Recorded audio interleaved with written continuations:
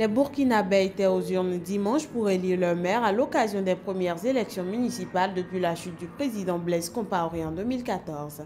Les citoyens ne sont pas encore sortis, mais j'ai bon espoir quand même que le taux de participation sera quand même relativement intéressant. Ce scrutin initialement programmé le 31 janvier a été reporté après l'attaque djihadiste ayant fait 30 morts au centre de Ouagadougou le 15 janvier. Au total, 24 000 policiers, gendarmes et militaires étaient déployés dans le pays dimanche.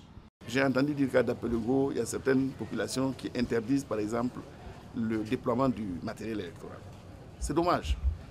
Mais ces gens-là, ce sont certainement des sympathisants ou des militants du parti politique.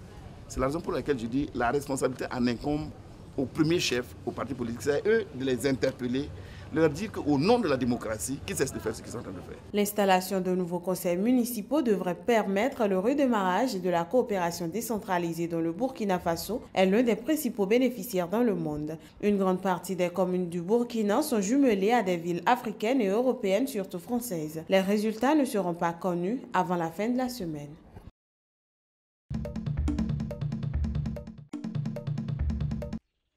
Floride arpente quotidiennement les chemins de Nyarukombe, dans l'est du Rwanda. Elle est agent communautaire, en charge de la santé maternelle. Aujourd'hui, elle rend visite pour la première fois à Marceline, enceinte de 3 mois. Objectif, l'enregistrer sur la base de données du ministère de la Santé, via un simple SMS. Je vais transmettre ce message en rentrant un code pour indiquer qu'elle est bien enceinte, ainsi que des informations de base, comme son numéro d'identité et la date des dernières règles. Une fois enregistré, le logiciel du ministère mis en place en 2012 pourra suivre l'évolution de la grossesse de la jeune femme et lui rappeler les rendez-vous importants. Avant, les femmes pouvaient accoucher seules à la maison avec le risque d'avoir des complications. Mais maintenant, il y a beaucoup moins de risques et je connais mon état de santé. Pour l'instant, tout va bien pour Marceline.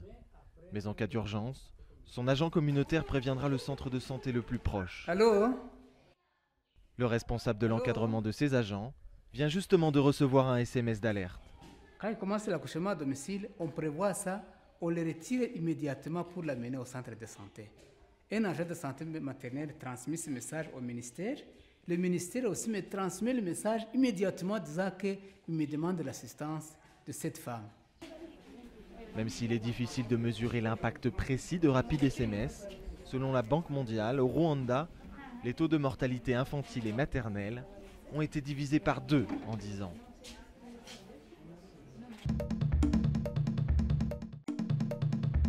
Toutes les hypothèses sont possibles et aucune n'est privilégiée pour expliquer le crash jeudi du vol d'Égypte Paris-Le Caire, a déclaré dimanche le président égyptien Abdel Fattah al-Sisi.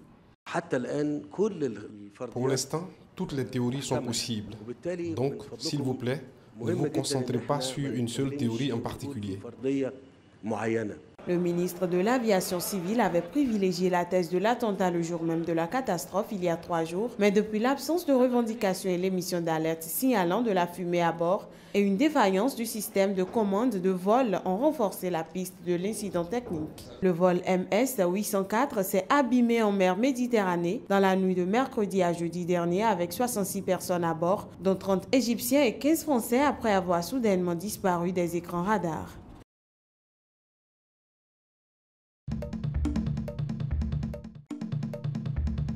Le parti islamiste tunisien Ennahda a voté dimanche la séparation entre ses activités politiques et religieuses avec l'objectif affiché de s'adapter à l'évolution du seul pays rescapé du printemps arabe.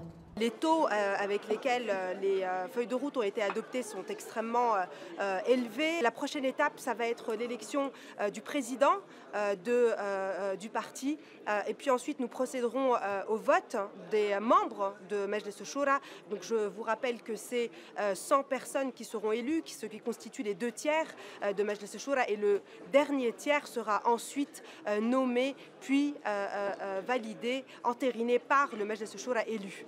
cette mue en gestation depuis quelques années a été présentée par les responsables d'Ennahda comme le résultat de l'expérience du pouvoir et du passage de la Tunisie de la dictature à la démocratie. Cette rénovation du parti semble épouser l'avis d'une grande partie de la population puisque près de 113% des Tunisiens seraient favorables à la séparation entre la religion et la politique selon un récent sondage réalisé par l'Institut tunisien Sigma.